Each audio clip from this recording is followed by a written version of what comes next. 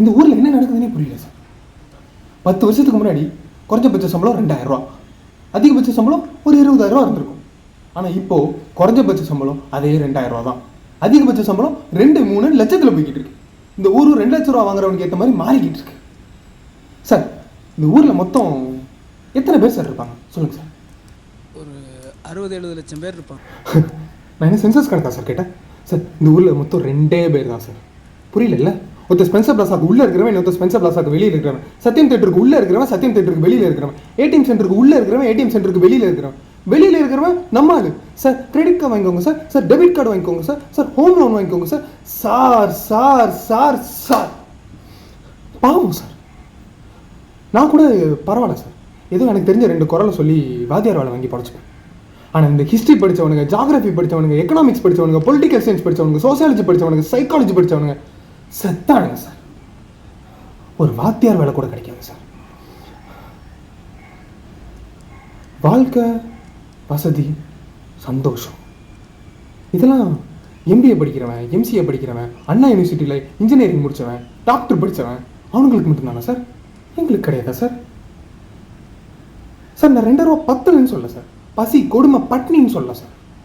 ஆனால் இந்த பணம் வாங்குறவனுங்க பண்ணுற அலப்பறை இருக்குல்ல சார், தாங்க முடியல சார். மனிதர் நோக மனிதர் பார்க்கும் வாழ்க்கையை நீ உண்டானான் பாரதி. அதான் சார் நடக்குதுங்க.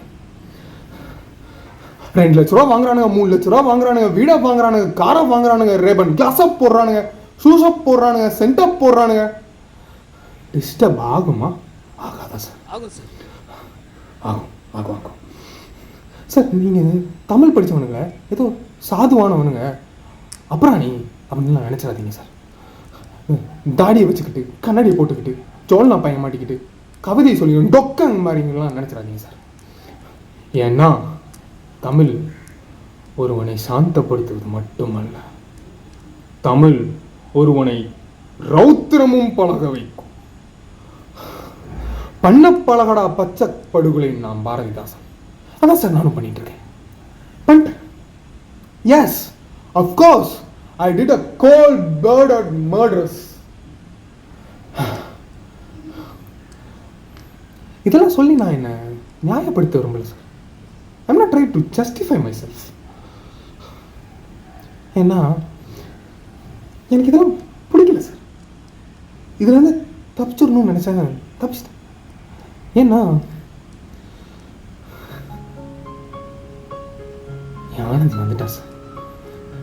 நான் மறுபடியும் இந்த சின்ன பையன் 7 வயசு பையனா மாறிட்டேன் சார். இந்த சாவே வராத வயசு, அதை தேடி போயிட்டேன் சார். போகிறோம்